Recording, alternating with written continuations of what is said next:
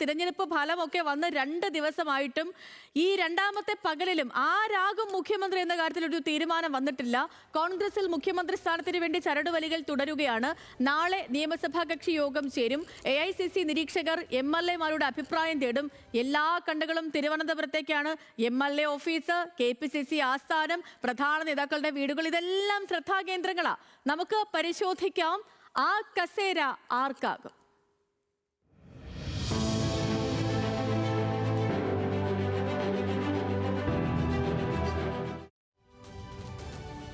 Yes, 3 നേതാക്കൾ, 3 പക്ഷങ്ങൾ. KC Venugopal, VD Satheesan, Ramesh Chennithala.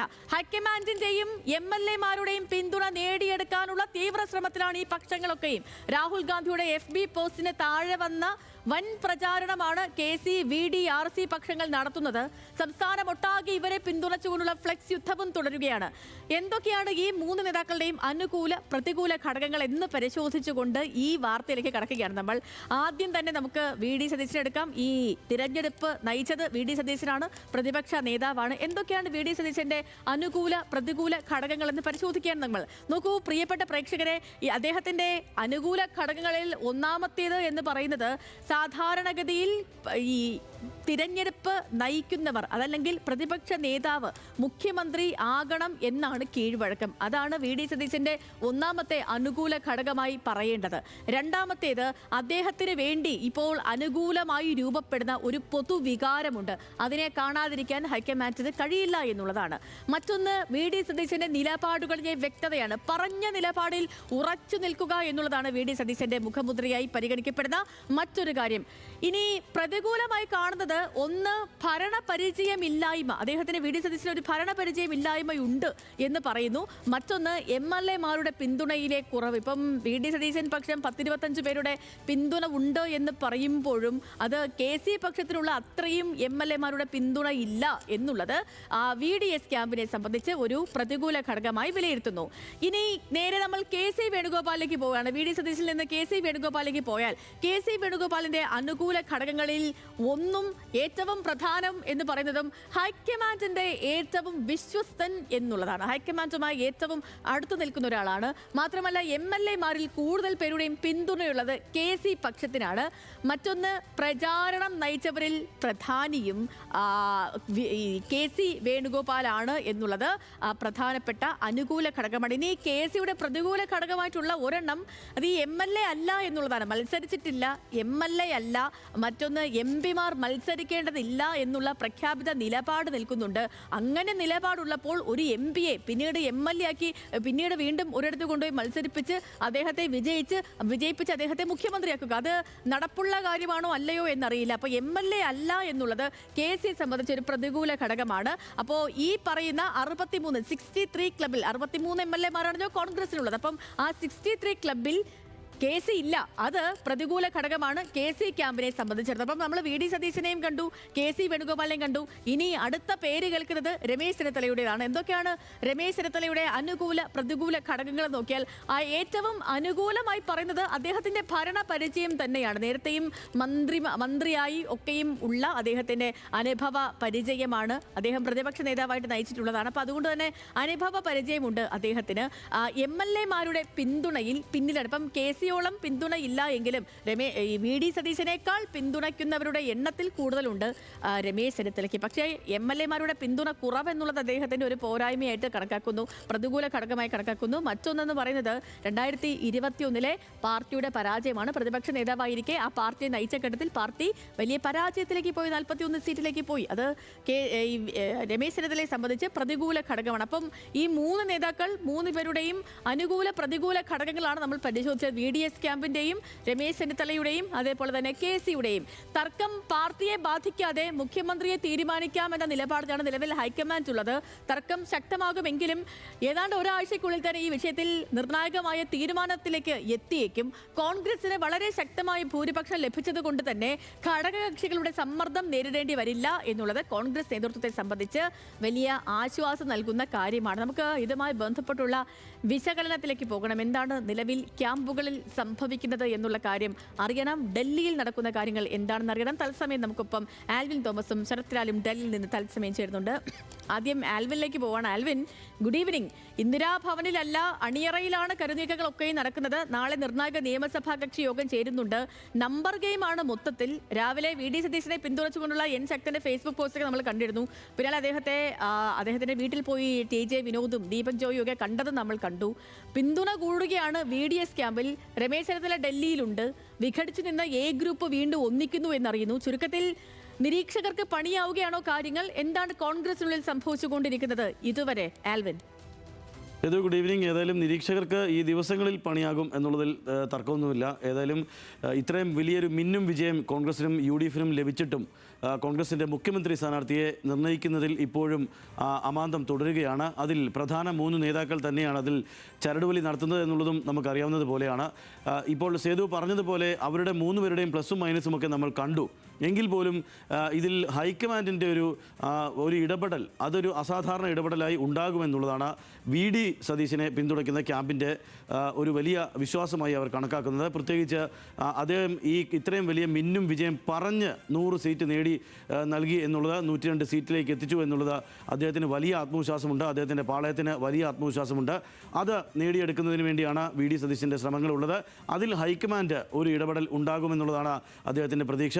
MLA-മാരുടെ എണ്ണം അവിടെ നിൽക്കട്ടെ എന്നുള്ളതാണ് അദ്ദേഹം പറയുന്നത്. അതോടൊപ്പം തന്നെ അദ്ദേഹം പറയുന്നത് AICCയിൽ നിന്ന് വരുന്ന നിരീക്ഷകർ, അവർക്ക് മുൻപിൽ MLA-മാർ രഹസ്യ രീതിയിലൂടെ കാര്യങ്ങൾ അവതരിപ്പിക്കണം, അല്ലെങ്കിൽ പേര് അവതരിപ്പിക്കണം എന്നുള്ളൊരു ആവശ്യം കൂടി അദ്ദേഹം മുന്നോട്ട് വയ്ക്കുന്നുണ്ട് എന്നുള്ളത് ഏറ്റവും ശ്രദ്ധേയമാണ്. ഒരുപക്ഷെ ഇവിടെ ജയിച്ചു വന്നു കയറിയ MLA-മാരിൽ ഭൂരിഭാഗവും തന്നെ അങ്ങനെയെങ്കിൽ പിന്തുണയ്ക്കും എന്നുള്ളതാണ് അദ്ദേഹത്തിൻ്റെ ഒരു വലിയ ആത്മവിശ്വാസമായി അദ്ദേഹം പറയുന്നത്. പിന്നെ സ്വാഭാവികമായും വലിയ ജനസമൂഹത്തിനിടയിൽ, ഈ വോട്ടർമാർക്കിടയിലൊക്കെ അദ്ദേഹത്തിന് ഇപ്പോഴുള്ള ആ സ്വാധീനം, അദ്ദേഹം എന്തുകൊണ്ട്, അല്ലെങ്കിൽ അദ്ദേഹത്തെ കണ്ടുകൊണ്ടാണ് ഇത്തരം വോട്ട് ലഭിക്കാനും സാഹചര്യമുണ്ടായത് എന്നുള്ളതാണ് അദ്ദേഹത്തിൻ്റെ പാളയത്തിൻ്റെ വിശ്വാസം. അതുകൊണ്ട് തന്നെ VD സതീശൻ ഈ ഘട്ടത്തിലും വലിയ ആത്മവിശ്വാസത്തിലാണ് ഉള്ളത്. അദ്ദേഹത്തിന് മുൻപ് മറ്റ് സ്ഥാനങ്ങളൊന്നും ലഭിച്ചില്ലായിരുന്ന ഒരു കാലഘട്ടം ഉണ്ടായിരുന്നു. പല പാർട്ടിയുടെ അടക്കം പല സ്ഥാനമാനങ്ങളിലും എത്തിയേക്കാവുന്ന ഒരാളായിരുന്നു. അവിടെ ഒക്കെയും അദ്ദേഹം കപ്പിനും ചുണ്ടിനും ഇടയിൽ അദ്ദേഹത്തിൻ്റെ സ്ഥാനങ്ങൾ തെറിക്കുന്ന സാഹചര്യമുണ്ടായി. ഒടുവിൽ പ്രതിപക്ഷ നേതാവ് എന്നൊരു സ്ഥാനം മാത്രമാണ് സോണിയാഗാന്ധിയെ ഏൽപ്പിക്കുന്നത്. അത് വളരെ മനോഹരമായി ആ ഉത്തരവാദിത്വം പൂർത്തിയാക്കി എന്നുള്ളതാണ് അദ്ദേഹത്തിൻ്റെ ആത്മവിശ്വാസമായി അദ്ദേഹം കാണുന്നത്. അതുകൊണ്ട് തന്നെ അസാധാരണമായ ഒരു തീരുമാനം, ഒരുപക്ഷെ പരമ്പരാഗതമായി കോൺഗ്രസിൽ നടക്കുന്ന തരത്തിലുള്ള ഒരു തീരുമാനമല്ലാതെ ഹൈക്കമാൻഡ് കൈക്കൊള്ളുമെന്നുള്ള ഒരു തീരുമാനത്തിലാണ്, അല്ലെങ്കിൽ ഒരു വിശ്വാസത്തിലാണ് VD സതീശൻ ക്യാമ്പുള്ളത്.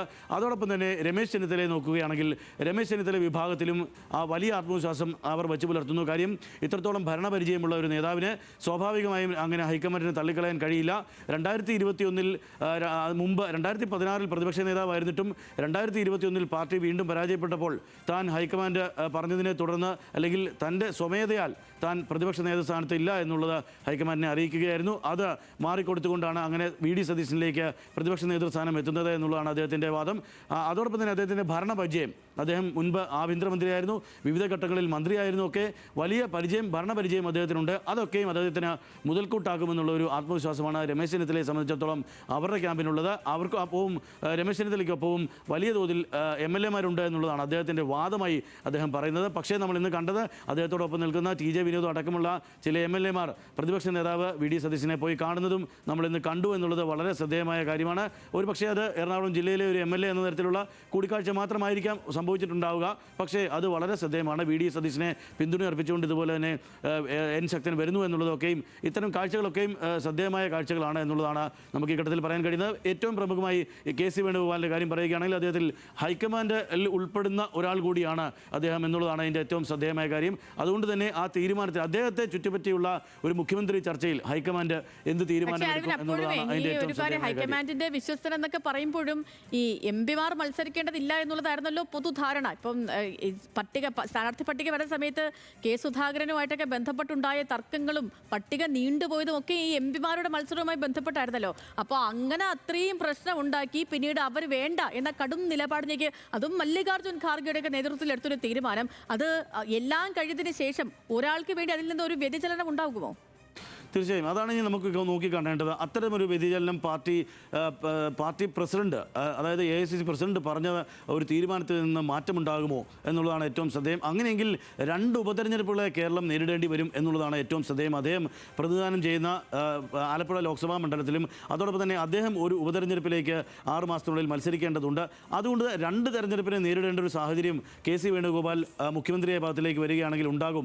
അത് ഡൽഹിയിൽ നടക്കുന്ന കാര്യങ്ങൾ എന്തൊക്കെയാണെന്നും കൂടി നോക്കാം. ശരത്ലാൽ കൂടി നമുക്കൊപ്പം ഉണ്ടല്ലോ. Sharath, good evening. ഇപ്പം ആൽവിൻ പറഞ്ഞതിന്റെ തുടർച്ചയായിട്ട് ഞാൻ ചോദിക്കുകയാണ്, ഇപ്പൊ ഇവിടെ MLA-മാരുടെ പിന്തുണ വലുതാണ്. 63 MLA-മാരിൽ കൂടുതലും KC-ക്കൊപ്പമുണ്ട്. രാഹുൽ ഗാന്ധിയുടെ അടുത്തയാളാണ് KC.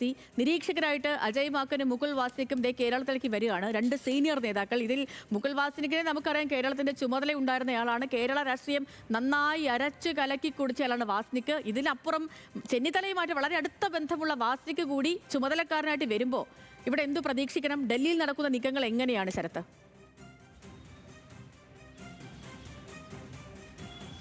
ഗുഡ് ഈവനിങ് സേലക്ഷ്മി. ഡൽഹിയെ സംബന്ധിച്ചോളം ഇന്ന് വളരെ നിർണായകമായ യോഗമാണ് മുൻ അധ്യക്ഷ സോണിയാഗാന്ധിയുടെ വസതിയിൽ 10-ാം നമ്പർ ജനപഥിൽ നടന്നത്.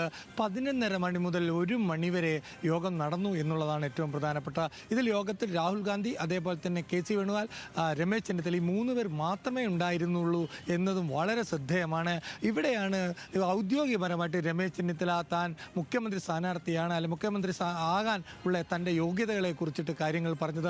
KCയും ഈ കാര്യത്തിൽ തന്നെ പറഞ്ഞു. കാരണം KC വേണുഗോപാലിനെ സംബന്ധിച്ചിടത്തോളം ഇവിടെ ഓർഗനൈസിംഗ് സെക്രട്ടറി, ജനറൽ സെക്രട്ടറി എന്ന നിലയിൽ കോൺഗ്രസിൻ്റെ ഒരു പ്രധാനപ്പെട്ട നേതാക്കൾ ഒരാളാണ്.